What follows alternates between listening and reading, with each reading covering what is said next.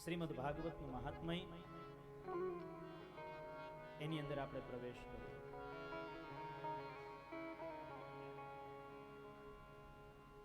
અને એ મંગલમય મહાત્માની અંદર પ્રવેશ કરતા પહેલો જ શ્લોકનું જે વર્ણન, સચ્ચિદાનંદ રૂપાય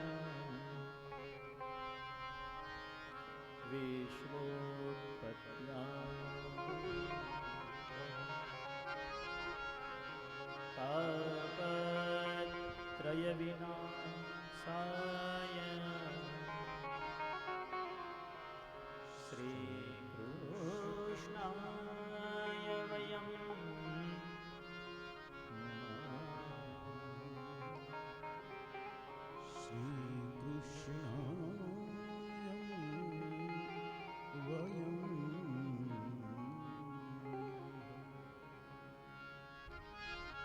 મંગળ. અને પ્રત્યેક ગ્રંથના પ્રારંભે મંગલાચરણ એ આપણી ભારતીય હિન્દુ સંસ્કૃતિ છે. મંગળ શબ્દ, આમ તો એ મંગળ શબ્દ છે ને એનો અર્થ પણ બહુ સમજવા જેવો છે.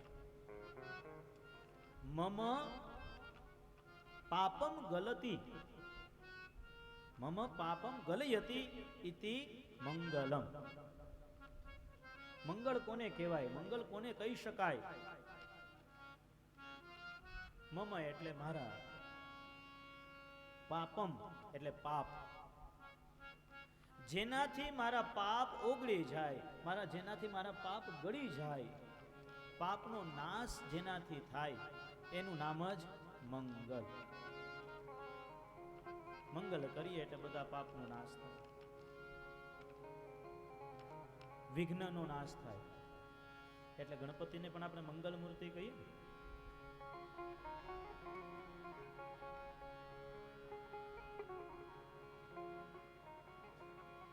આખા ગ્રંથનો પ્રારંભમાં આપણે ગણપતિનો પણ સ્મરણ કરીએ છીએ. બધા જ વિઘ્નનો નાશ થાય અને આપણું આ કાર્ય છે ને તે નિર્વિઘ્નપણે પૂર્ણ થાય એટલા માટે.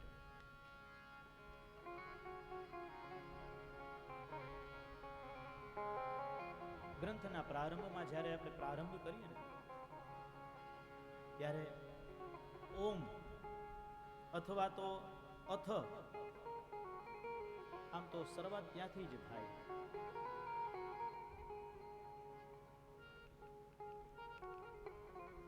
ઓમને અને અથ શબ્દને આપણા હિન્દુ સંસ્કૃતિમાં મંગલકારક ગણવામાં આવ્યું છે.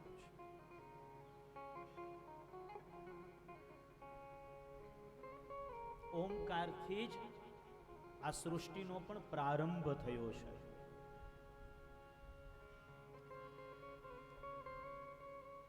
બ્રહ્માજીના કંઠમાંથી સૌથી પહેલો જે શબ્દ નીકળ્યો હોય ને તો એ શબ્દ એટલે ઓમ. સૃષ્ટિનો પ્રારંભ જ ઓમ ઉચ્ચારણ સાથે.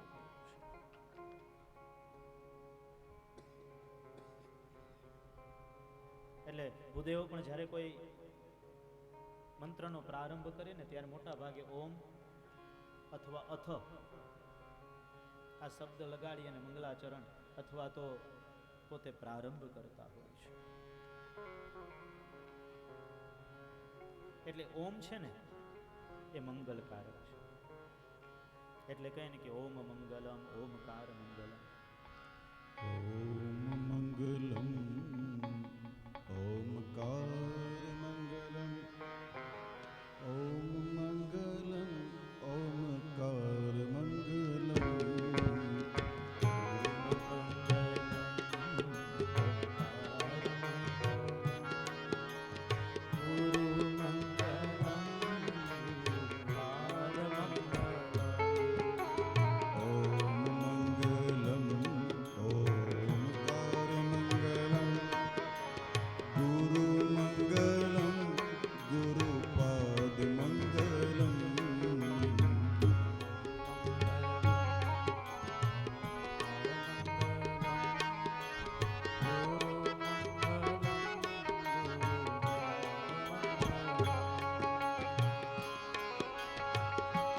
ઓમ છે મંગલકારક છે, અને ગુરુની કૃપા છે ને એ પણ મંગલકારક છે. ગુરુ ગંગા ગુરુ બાબરા ગુરુદેવન આદે. ગુરુ ગંગા ગુરુ બાબરા ગુરુદેવન આદે. जो शिष्य तू शाना है कर ले गुरु जी नी से. ओम मंगलम ओमकार मंगलम गुरु मंगलम गुरु पाद मंगलम.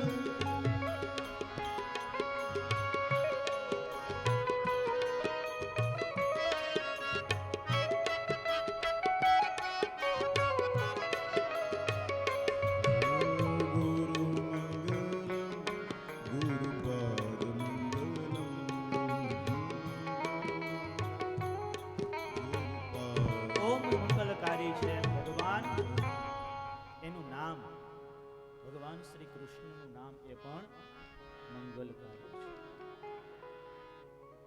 અને એટલે જ મહાત્મ્યના પ્રારંભમાં શ્રી કૃષ્ણાય વયમ નમઃ. કૃષ્ણને વંદન કરીને કથાનો પ્રારંભ કર્યો છે. જીવની મુક્તિ માટેની કથા એટલે આ શ્રીમદ ભાગવતની કથા. જીવ છે ઈશ્વરનો જ અંશ છે, અને અંશનો એક જ ધ્યેય હોય છે અંશ સાથે ભળી જવું.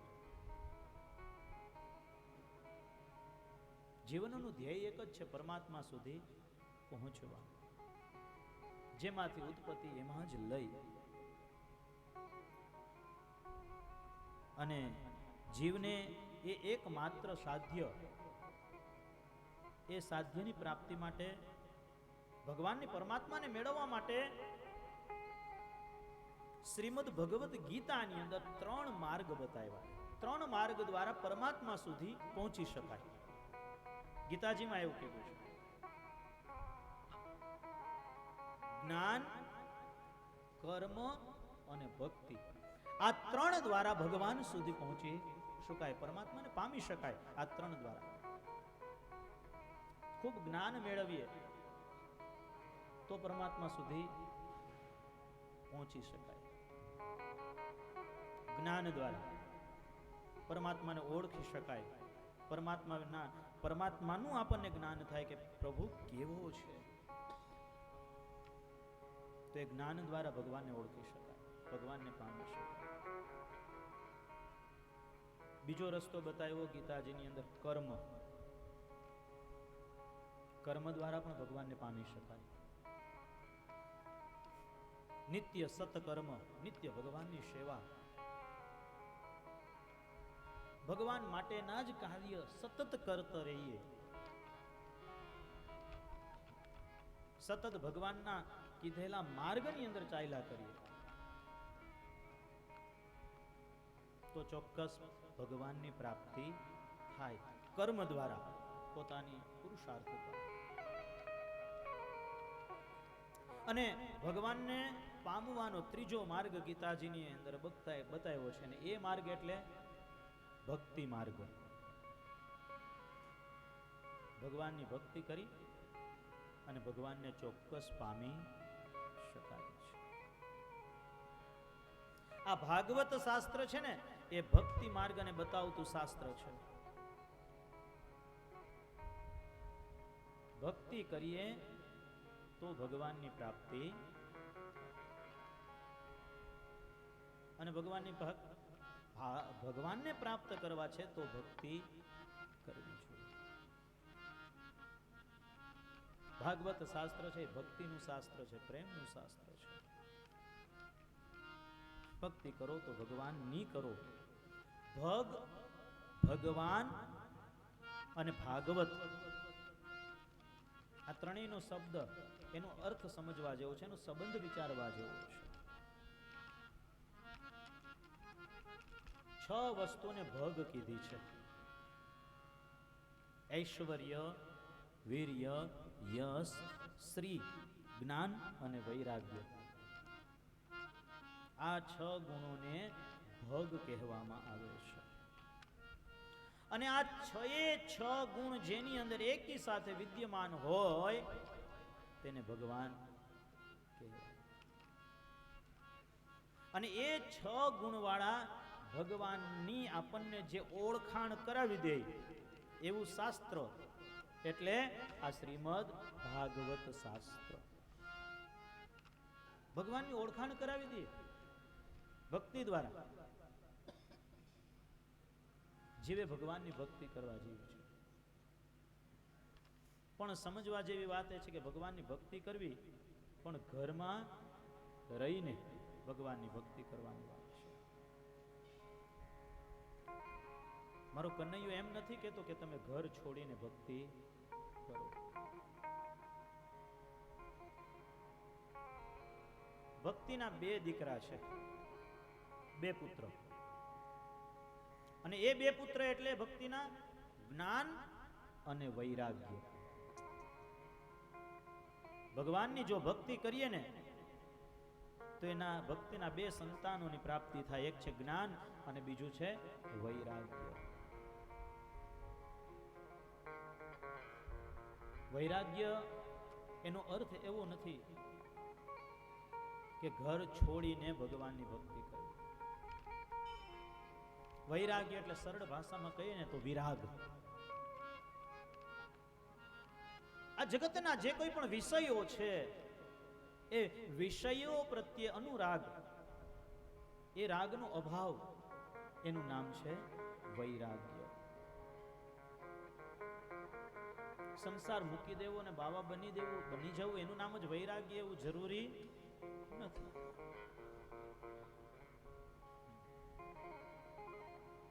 અમુક માણસ એવા હોય કે બેઠા હોય એકલા પણ મનમાં ભૈરા હોય હજારો. અને અમુક વ્યક્તિ એવા હોય ને વૈરાગી કે જે બેઠા હોય હજારોની વચ્ચે પણ હોય એકલા. એનું નામ વૈરાગ્ય. અરે ભગવાન કૃષ્ણની પ્રિયતમા જે કનૈયાને સૌથી પ્રિય છે એવી ગોપીઓ, ગોપીઓએ પોતાનું ઘર છોડ્યું નથી. અરે કૃષ્ણ તો ગોપીઓના હૃદયની અંદર રહેતા.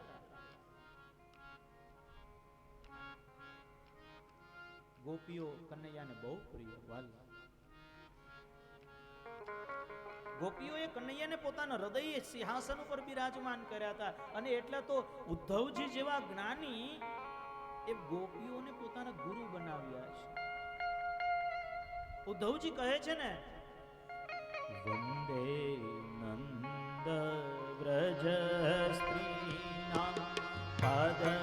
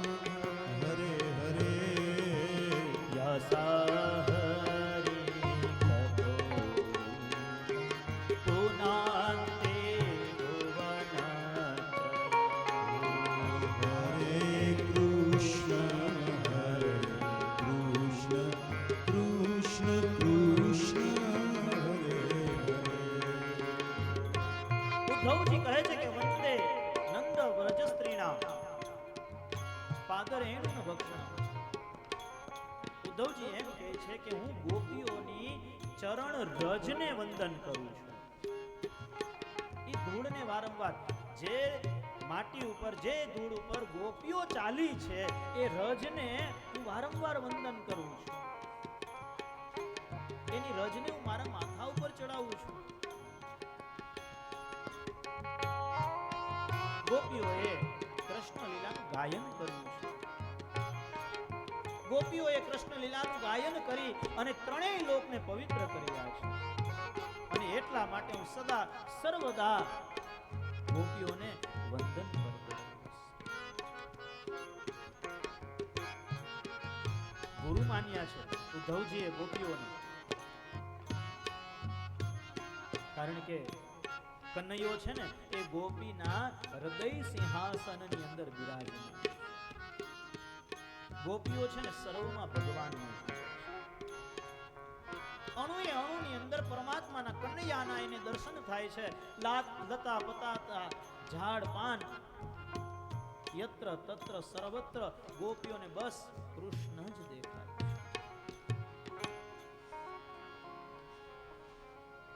ગોપીઓ ભગવાનની પરમ ભક્તિ કરી છે અને એટલે ઉદ્ધવજી ગોપીઓને પોતાના ગુરુ માને છે. ભક્તિ કરીએ તો ભગવાન મળે છે અને ભગવાનને જો મેળવવા હોય ને તો ભક્તિ કરવી. મંદિરમાં જઈને જ ભક્તિ થાય એવું પણ જરૂરી.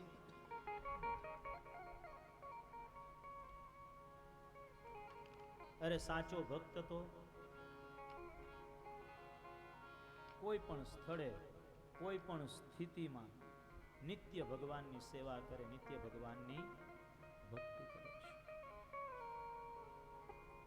હવે ભક્તિ કરવા માટે કોઈ ચોક્કસ સમય પણ નક્કી કરવાની જરૂરિયાત નથી. આ સમય ભક્તિ માટેનો, આ ભક્તિ સિવાયનો બીજો સમય એટલે મોજ શોખ માટે, એવું પણ જરૂરી. ભક્તિ તો સતત કરવાની છે. શ્રી કૃષ્ણનું નામ સતત રટન કરતા રહેવાનું છે. શ્રીમદ વલ્લભાચાર્યજી કહે છે ને, તસ્માત સર્વાત્માનામ નિત્યમ શ્રી કૃષ્ણ શરણમ મમ વદદભીરેવ સતતમ સ્થે યસ્મિતેવ મે મતિઃ.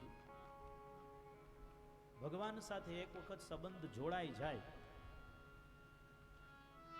સંબંધ જોડવો છે ને ઈ સહેલો છે. કોઈ પણ જગ્યાએ હોય, કોઈની સાથે સંબંધ જોડવો હોય ને ઈ સહેલો, પણ ઈ સંબંધને ટકાવી રાખવો ને, ઈ સંબંધને નિભાવવો ને, ઈ બહુ અઘરું છે. એટલે ભગવાન સાથે સંબંધ તો તરત જોડાઈ જાય, ભગવાનની ભક્તિમાં લાગુ હોતે તરત, પણ ઈ સંબંધને ટકાવી રાખવો ને ઈ બહુ અઘરું છે. અને ઈ સંબંધને જો ટકાવી રાખવો હોય તો સતત ભગવાનનું નામ સ્મરણ કરવું. એટલે ભગવાનની ભક્તિ કરવી પણ સતત કરવાની છે, નિત્ય. આટલો સમય ભક્તિનો ને આટલો સમય મોજ શોખ માટેનો એ વાત નહીં. નિત્ય સતત ભગવાનની ભક્તિ કરીએ તો ભગવાનની પ્રાપ્તિ થાય છે. ભગવાન કેવા છે તો કે તાપત્રય વિનાશાય. 3 પ્રકારના તાપોને નાશ કરનારા છે: આધિ ભૌતિક, આધ્યાત્મિક અને આધિદૈવિક. અને એવા 3 તાપને દૂર કરનારા, જશોદાના જાયા, નંદના દુલારા એવા ભગવાન શ્રી કૃષ્ણને વંદન છે. વંદન છે ને એ ભગવાનને પણ બંધનમાં નાખે છે. નંદ નંદનને ચંદન અને વંદન બહુ વાલા છે. એટલે તો આપણે ભગવાનને ચંદન કરી, ભગવાનની પૂજા કરીને ભગવાનને વંદન કરીએ છીએ. 2 હાથ જોડી માથું નમાવીને ભગવાનને વંદન કરીએ ને ભગવાનને બહુ ગમે. દીનતાની નિશાની છે વંદન. વંદન એ સૌને ગમે. અરે વંદનથી વેરીને પણ વશ કરી શકાય છે. જીવતા જીવે આપણે વિચારવા જેવી છે કે ભગવાનની પરમાત્માની આપણી પર કેટલી કૃપા છે, કેટલા ઉપકાર ભગવાનના આપણી ઉપર. બોલવા માટે સરસ મજાની જીભ આપી, ખાવા માટે દાંત આપ્યા, જોવા માટે સરસ મજાની આંખો આપી, સાંભળવા માટે ભગવાનની સરસ મજાના કાન આપ્યા, વિચારવા માટે મન આપ્યું, નિર્ણય કરવા માટે ભગવાને આપણને બુદ્ધિ આપી છે. હાથ જોડીએ ભગવાનને વંદન કરીને પ્રાર્થના કરવા જેવી વાત એ છે કે ભગવાન તે મને ઘણું બધું આપ્યું છે, સદાકાળ હું તારો ઋણી છું, તારો ઋણી રહીશ. તારા અસંખ્ય ઉપકાર મારા ઉપર છે પરમાત્મા. હે દીનાનાથ, દીનતા પૂર્વક કરેલા વંદન પ્રભુ તમે મારા સ્વીકારજો. યાદ રાખવા જેવી વાત છે કે વંદન ભગવાનને બહુ ગમે છે. વંદનથી વેરીને પણ વશ કરી શકાય છે. વંદન કરવાથી ભગવાનની અંદર ભક્તિ વધે, અને ભક્તિ વધે ત્યારે એના બે પુત્રનો મેં કહ્યું ને કે જન્મ થાય, જ્ઞાન અને વૈરાગ્ય. અને મહાત્માની અંદર સૌથી પહેલી કથા પણ ભક્તિ, જ્ઞાન અને વૈરાગ્યની જ અહીંયા બતાવવામાં આવી છે. ભક્તિ દ્વારા જ્ઞાન મેળવી અને જ્ઞાન દ્વારા વૈરાગ્યની પ્રાપ્તિ થાય છે. અને એ ભક્તિ, જ્ઞાન અને વૈરાગ્યની સૌથી પહેલી કથા આ ભાગવતના મહાત્મ્યની અંદર. નારદો વાચ અહં તુ પૃથિવ્યાં યાતો જ્ઞાત્વા સૈર્વ ઉત્તમાતિ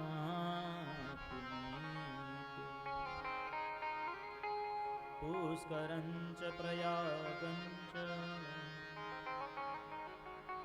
કાશી ગોદાવરી તથા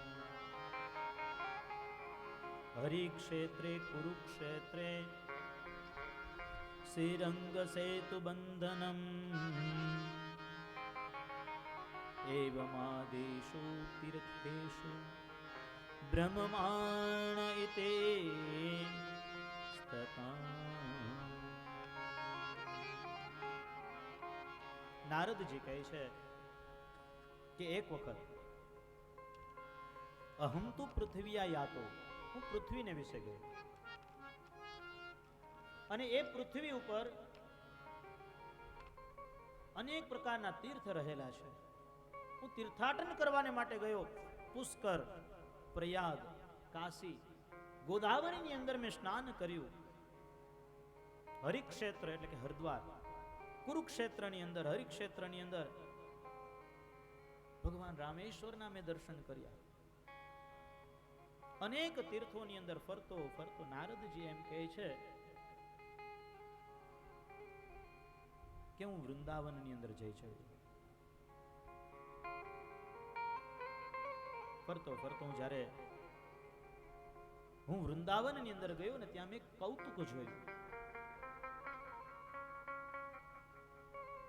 મેં વૃંદાવનની અંદર એક ક્ષેત્રની અંદર જોયું કે એક યુવાન સ્ત્રી પોતે બેઠી છે ને એ સ્ત્રીના ખોળામાં માથું નાખી અને બે વૃદ્ધ પુરુષો સૂતા છે. સંપૂર્ણપણે મૂર્છિત અવસ્થા છે.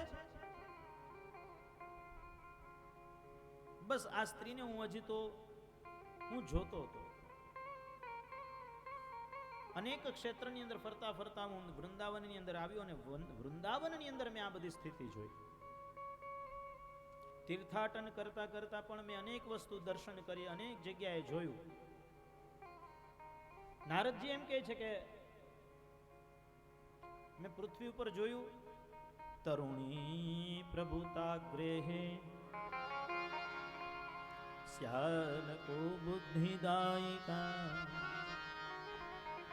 કન્યા પતિ નામ ચકલ દર્શનમ.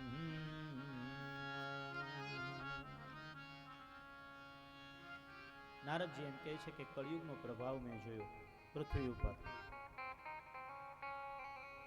અને કલીનો પ્રભાવ એટલે અશાંતિ. કલીનું એક નામ જ અશાંતિ. નારદજી એમ કહે છે કે મેં ઈ સમય ત્યારે જોયું આ બધું પૃથ્વી ઉપર. શું? તો કે અશાંતિ. કોઈને શાંતિ નથી. નારદજી એમ કહે છે, હું એમ નથી કહેતો. તરુણી પ્રભુતા ગ્રહે શ્યાલકો બુદ્ધિદાયી. જીવ માત્ર દુખી છે. અનેક પ્રકારના પાપોથી જીવ ઘેરાયેલો છે.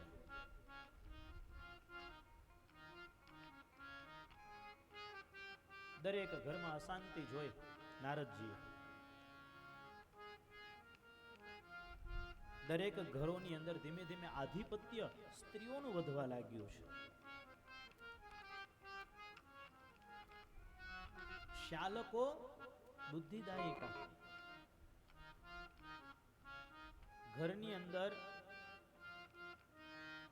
સગા ભાઈનું ચાલતું નથી, પણ શાળાનું ચાલે. શ્યાલકો બુદ્ધિદાયિકા. કન્યા વિક્રીનો લોભાત. માણસ ધીમે ધીમે લોભી થતો આવ્યો છે.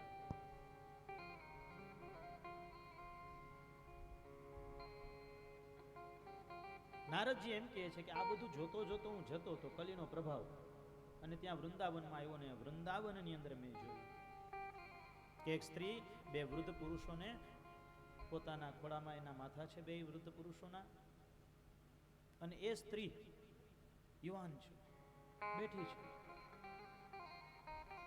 બરોબર, નારદજી વૃંદાવનની અંદર આ દ્રશ્ય જુએ છે, અને એવા સમયે પેલી જે સ્ત્રી બેઠી છે ને, એ નારદજીને બોલાવે છે.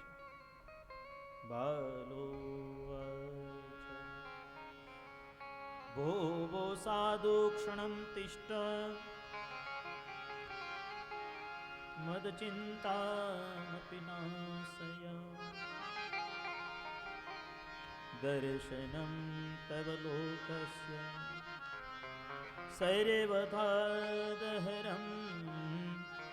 પરમ બહુધા તવ વાક્યેન દુઃખ શાંતિર ભવિષ્યતે યદા ભાગ્યમ ભવેત પુરી ભવતો દર્શનમ તદ. પેલી સ્ત્રી એમ કહે છે કે નારદજી ભો ભો ક્ષણ તિષ્ઠતિ. એક ક્ષણ માટે, એક મિનિટ તમે મારી પાસે રોકાઓ. એક સરસ શબ્દ છે કે સાધુ પુરુષની ક્ષણ અને અન્ન ક્ષેત્રની કણ એનો ક્યારેય બગાડ કરાય નહીં. બહુ પાપ. સામેવાળાના સમયની કિંમત સમજો. કોઈનો ખોટો સમય બગાડવો. અહીંયા પેલી સ્ત્રી નારદજીને રોકે છે, ભોગો સાધુ ક્ષણ તિષ્ઠતિ. એક ક્ષણ માટે તમે જરા ઉભા રહો. મદ ચિંતામપી નાશય. મારી ચિંતા, મારી દુઃખનો તમે નાશ કરતા જાઓ. નારદજી ઉભા, અને નારદજી એમ કે પેલી સ્ત્રીએ મને બોલાવ્યો એટલે એની પાસે ગયો. પેલી સ્ત્રીએ પોતાનો પરિચય આપ્યો છે, નારદજીને વંદન કરીને. યદ્ય ભાગ્ય ભયમ વૃદ્ધરી ભવતો દર્શન તવ. હું કેટલી ભાગ્યશાળી છું કે મને તમારા દર્શન થયા. સારા વ્યક્તિ આપણને મળે ને જીવનમાં, એ પણ આપણા ભાગમાં હોય ને તો થાય, બાકી તો માથા ભારે ભટકાય. સારા માણસનું આપણને મળવું ને એ પણ આપણે કંઈક ભાગ્યમાં હોય ને તો સત્ય થાય. સજ્જન માણસ અને સારું માણસ આપણને મળે તો આપણા દુઃખનું નિવારણ થઈ જાય, યોગ્ય માર્ગ મળી જાય, સાચી સલાહ આપણને મળે એની આગળ. અને એટલે તો અહીંયા ભક્તિ દેવી એમ કહે છે કે હું ભાગ્યશાળી કે તમે મને મળ્યા. નારદજી, ભક્તિ દેવી પોતાનો પરિચય આપે છે.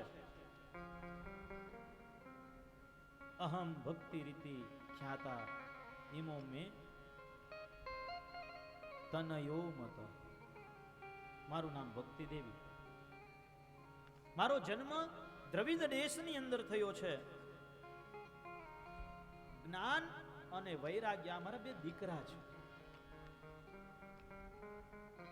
પણ બંને અકાળે વૃદ્ધ થયા, બંને મૂર્છિત થયા છે.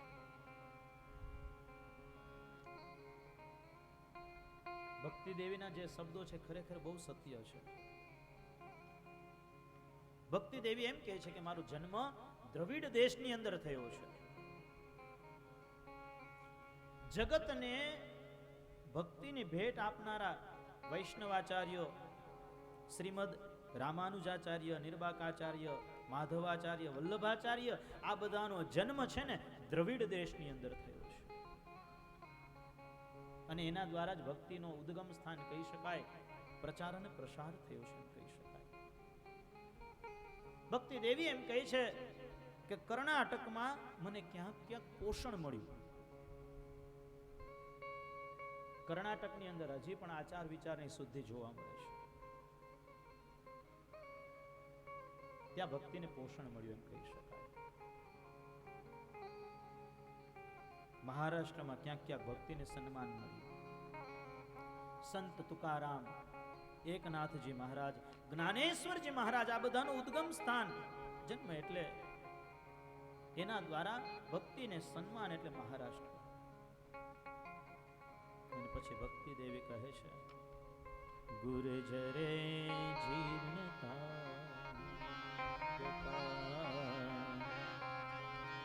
ગુર્જરે જીર્ણતા.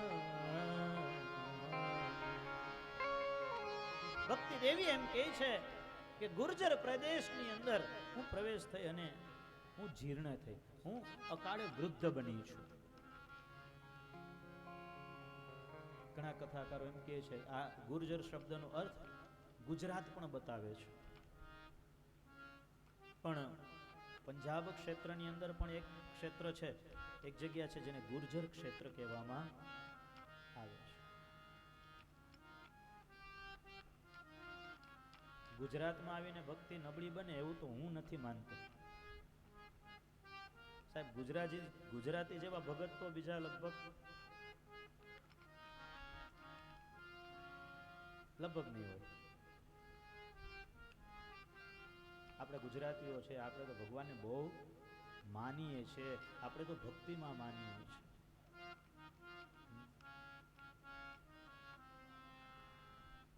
ગુર્જર ક્ષેત્રની અંદર આવી અને હું જીર્ણ થઈ એમ ભક્તિ દેવી કહે છે.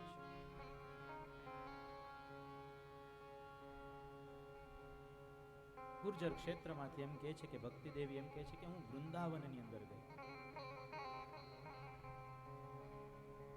વૃંદાવનની અંદર હું આવીને ત્યાં મને થોડું પોષણ મળ્યું, ભક્તિ દેવી એમ કહે છે, અને હું યુવાન બની છું. પણ મારા જ્ઞાન અને આ વૈરાગ્ય બે સંતાનો છે એ અકાળે વૃદ્ધ થયા છે, એમને પોષણ નથી મળ્યું, મૂર્છિત અવસ્થા છે. હે નારદજી, તમે કંઈક એવો ઉપાય કરો કે મારા બંને દીકરા જ્ઞાન અને વૈરાગ્ય એની મૂર્છા ટળે. ભક્તિ દેવીની આવી કરુણ કથા સાંભળી અને નારદજી પોતે જ્ઞાન અને વૈરાગ્યની મૂર્છા ઉતારવા માટે શું કરવું એ પોતે વિચાર કરવા લાગ્યા છે. નારદજી પોતે ચિંતામાં પડ્યા. વિચારો તો કરો કે નારદજી જેવા ભગવાનના પરમ ભક્ત એ ચિંતામાં પડે ત્યારે. નારદજીએ પહેલા તો ઘણા બધા પ્રયત્ન કર્યા, વેદો, ઉપનિષદો, જ્ઞાન અને વૈરાગ્યની પાસે આ બધું ઘણું બધું કર્યું. આ બધું જ્યાં સાંભળે ને એટલે જ્ઞાન વૈરાગ્ય બે જરાક જાગે, આંખ ખોલે, જરાક ઊભા થાય, પાછા આળસ મળી હતા એમને સુઈ જાય છે. ખૂબ પ્રયત્ન કર્યા નારદજીએ, પણ જ્ઞાન વૈરાગ્યની મૂર્છા ટળતી. આ બધી પરિસ્થિતિ થઈ ને એટલે મનમાં ચિંતા થઈ.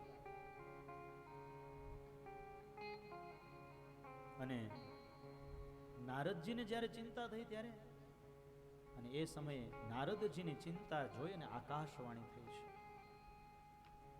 આકાશવાણી એમ કહે છે કે હે નારદજી, ચિંતા નહીં, તમે ચિંતન કરો,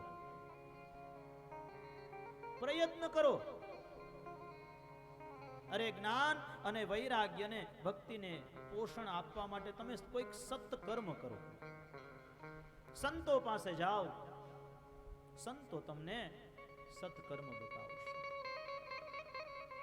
અને પછી તો નારદજી સાધુ સંતોને મળીએ છે, સત્કર્મનું સ્વરૂપ જાણવાની ઈચ્છા કરી. જ્ઞાન અને વૈરાગ્યની મૂર્છા કઈ રીતે ટળે, ભક્તિનો પ્રચાર અને પ્રસાર કઈ રીતે થાય, એવો ઉપાય મેળવવાને માટે અનેક સાધુને સંતોને પોતે વિનંતી કરે છે, પણ કોઈ એને નિશ્ચિત ઉપાય બતાવી શકતા નથી. અને ફરતા ફરતા નારદજી બદ્રિકાશ્રમની અંદર આવ્યા છે અને સનકાદિ ઋષિ મુનિઓનો એમને સાથ થયો છે, મિલન થયું છે. નારદજીએ સનત કુમારોને પ્રશ્ન કર્યો છે કે મારે એવું કયું સત્કર્મ કરવું કે જેથી જ્ઞાન અને વૈરાગ્યની મૂર્છા ટળે, ફરી એની યુવાવસ્થા થાય અને ભક્તિને પણ પોષણ મળે. અને સનત કુમારોએ સચોટ ઉપાય બતાવ્યો છે. અને સચોટ ઉપાય એટલે શ્રીમદ ભાગવત જ્ઞાન યજ્ઞનો ઉપાય.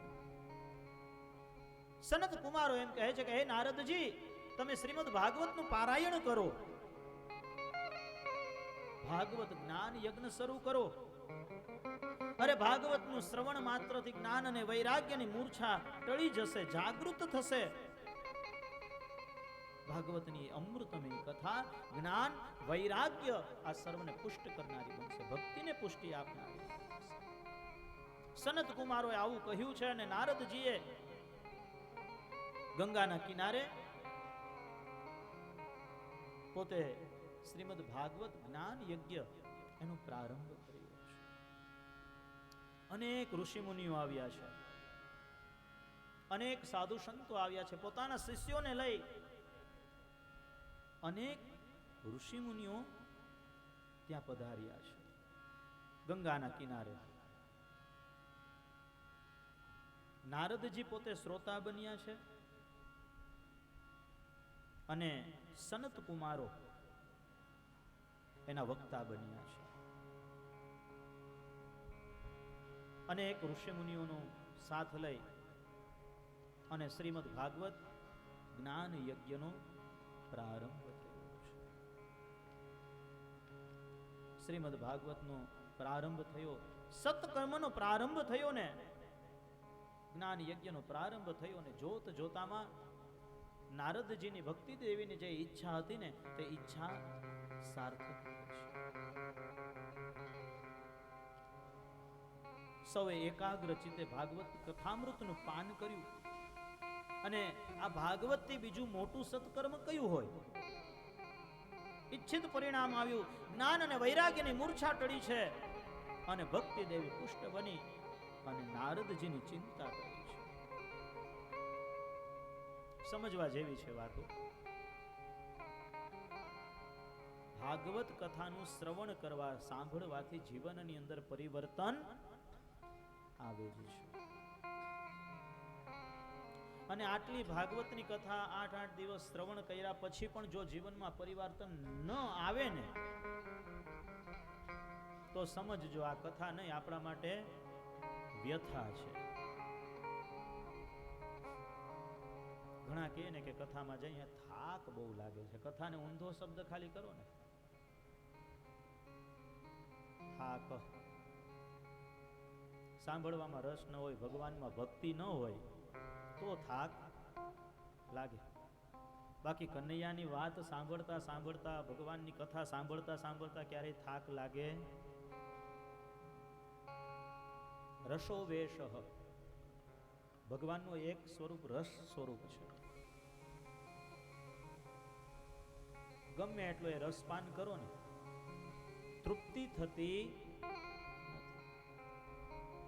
બસ કથા સાંભળીએ ને જેમ જેમ કથા સાંભળીએ એમ બસ હજી સાંભળવું છે, હજી શ્રવણ કરવું છે, હજી સાંભળવું છે. એવો જો રસ પ્રગટ થાય ને તો સમજવું કે કથા બરાબર સાંભળી. એક કાને સાંભળીએ અને બીજા કાને કાઢી નાખીએ તો એ કથા નથી પણ વ્યથા છે. અને પછી કથામાં બેસવાનું લાગે થા.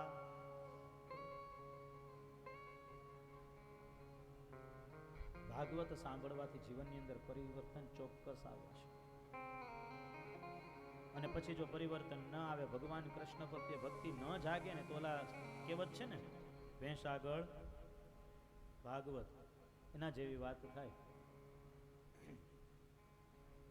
છેલ્લે ભાંભરી નાખે, બીજું કઈ થાય નહીં. ઈ જ ભેં આગળ ભાગવત.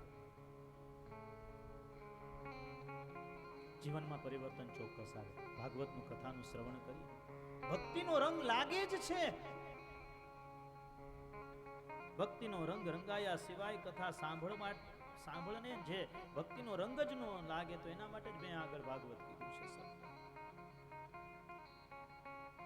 ભાગવત છે પ્રેમનું શાસ્ત્ર છે. ભાગવત જ્ઞાનનું, વૈરાગ્યનું શાસ્ત્ર છે.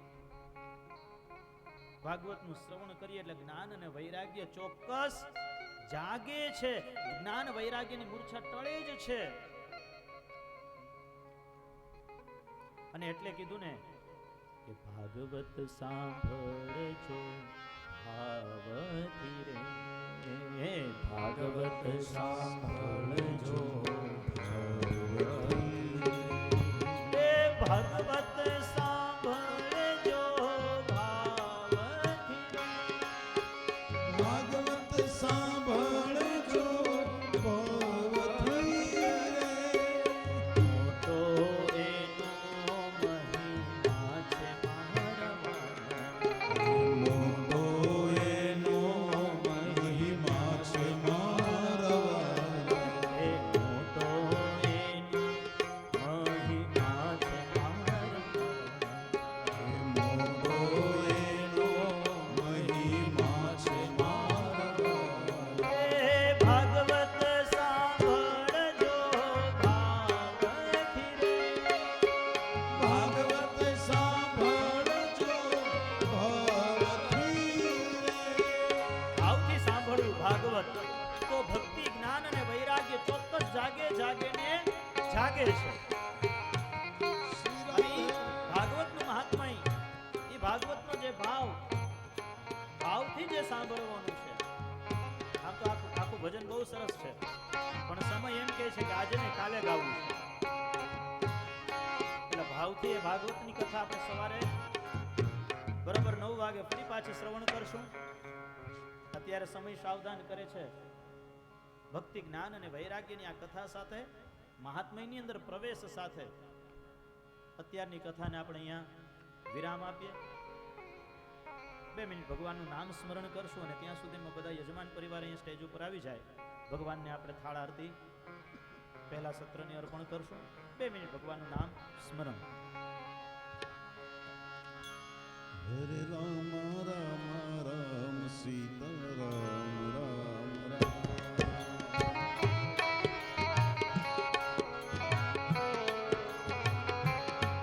હરે રામ રામ રામ સીતા રામ રામ રામ.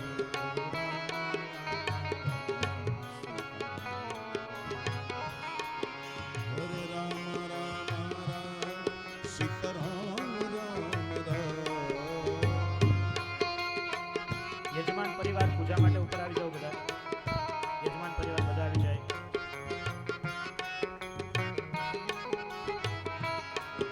હરે રામ રામ રામ સીતા રામ રામ રામ.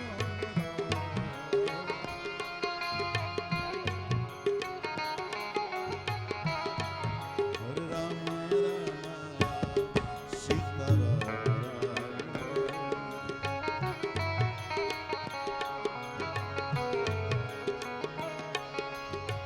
શ્રી કૃષ્ણ ગોવિંદ હરે મુરારી.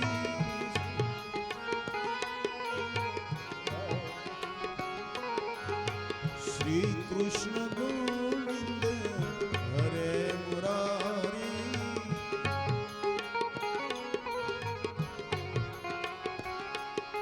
હે નાથ નારાયણ વાસુદેવ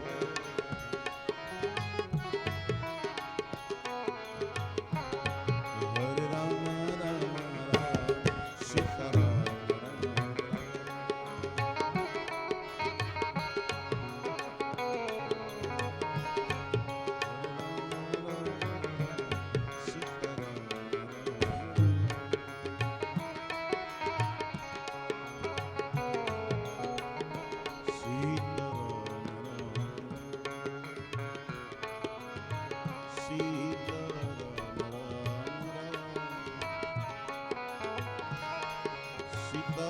રામ સીતારામ રામ સીતારામ રાધે શ્યામ શ્યામ શ્યામ હરે રામ રામ સીતારામ રામ રામ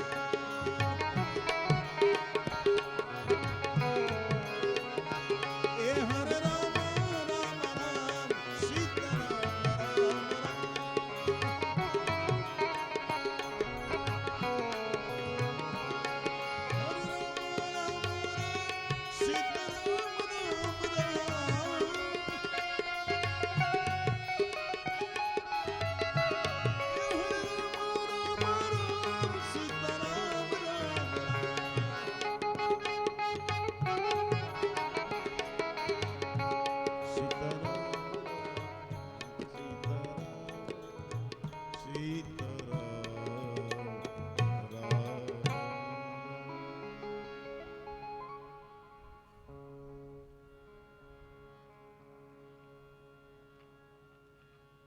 अथ ध्यानं गन्धाक्षतं पुष्पमादाय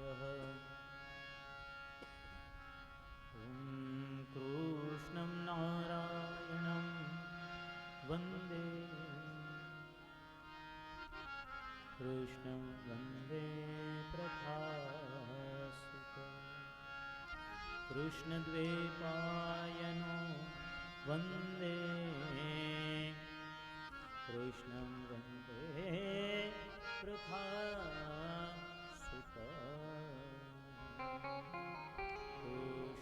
वन्दे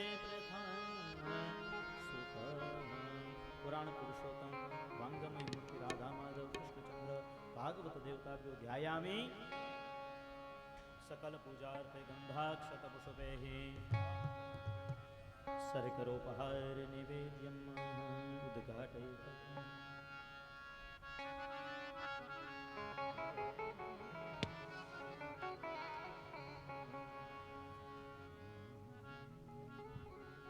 નિવેદ્યમ નિવેદિત ભગવાનને આપણે પ્રસાદ થાળ અર્પણ કર્યો છે. ભાવ સાથે ભગવાનને જમાડવા જોઈએ. ડાબો હાથ મોઢાની સામે 5 વખત ભગવાનને જમાડી દો. ઓમ પ્રાણાય ધ્યાનાય ઉદાનાય સમાનાય નમઃ સ્વાહા. નિવેદ્યમ નિવેદયામિ. 5 આચમની પાણી મૂકવી જોઈએ. મુકાવજો. मध्ये पाणिनां समर्पयामि. उत्तराभूषण समर्पयामि. हस्तप्रक्षाल समर्पयामि. मुखप्रक्षालन जल समर्पयामि. आचमनं जल समर्पयामि. निराजनं ह्रीं प्रज्वाल्यः नमः सम्पूज्येत्. ज्वालामालिन्येन गन्धाक्षतपुष्पैः सम्पूज्यः.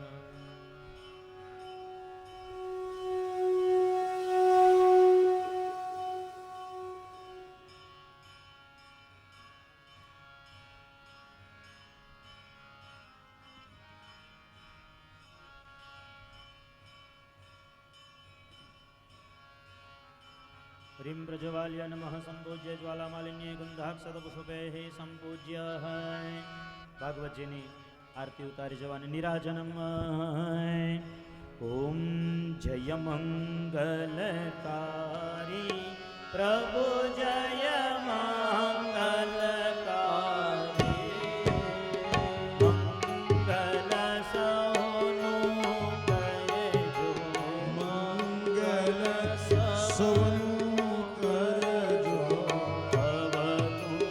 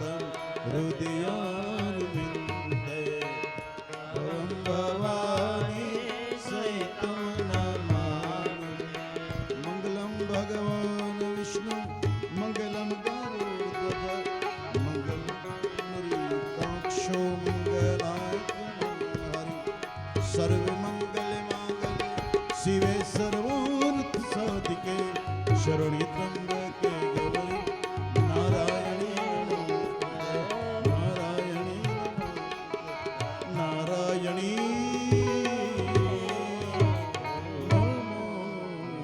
મંગલ નિરાજનમ નિરાજયામિ શીતલીકરણ યાની કાની ચ પાપાની જન્માંતર કૃતાની તાની સર્વાણી નશ્યંતુ દેવાર અભિવંદન દેવતાર અભિવંદન અભિવંદનમ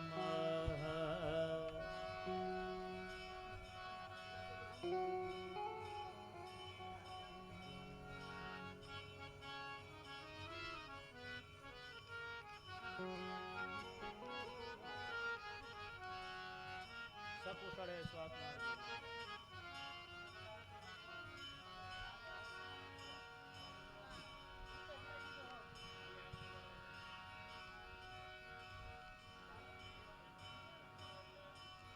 કોઈકને થાળી આપી દો એકાદ એટલે બધા જે ભાવિક ભક્તો હાજર છે બધાને આરતીના વંદન આપી દઈએ.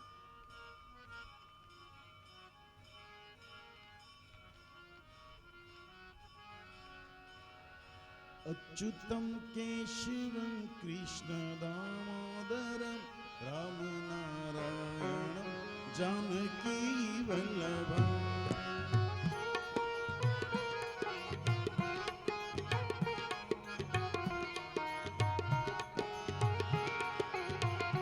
अच्युतं केशवं कृष्ण दामोदरं राम नारायणं जानकी वल्लभम्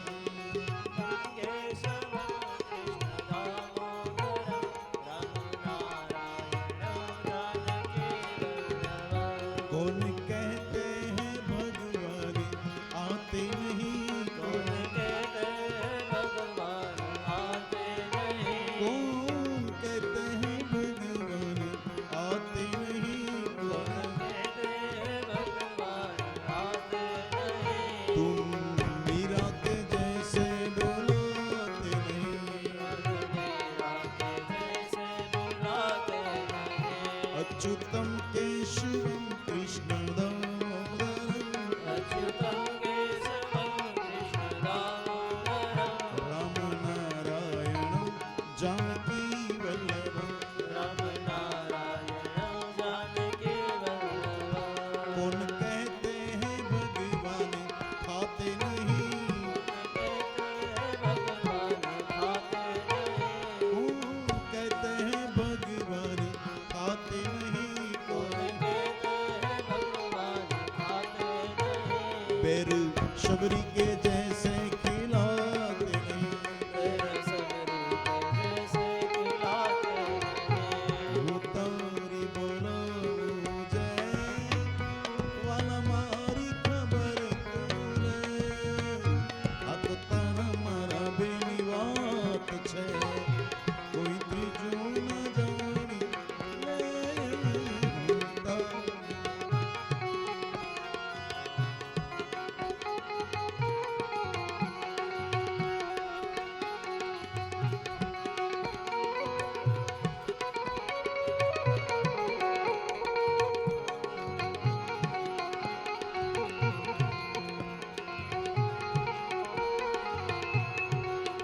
મારે જગનું દેવું છે વ્રત સેવાનું લેવું છે મારે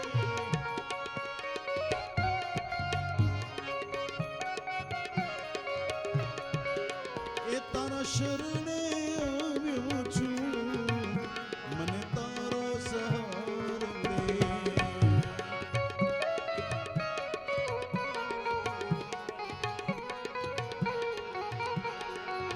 सीताराम सीताराम सीताराम राधे श्याम राधे श्याम राधे श्याम गुरुदेव गुरुदेव गुरुदेव तुलसी श्याम तुलसी श्याम तुलसी श्याम सीताराम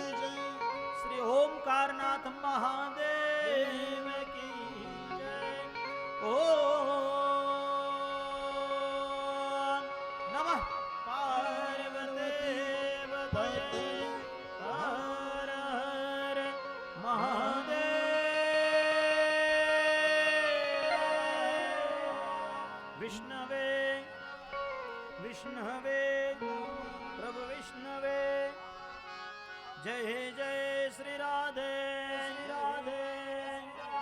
જય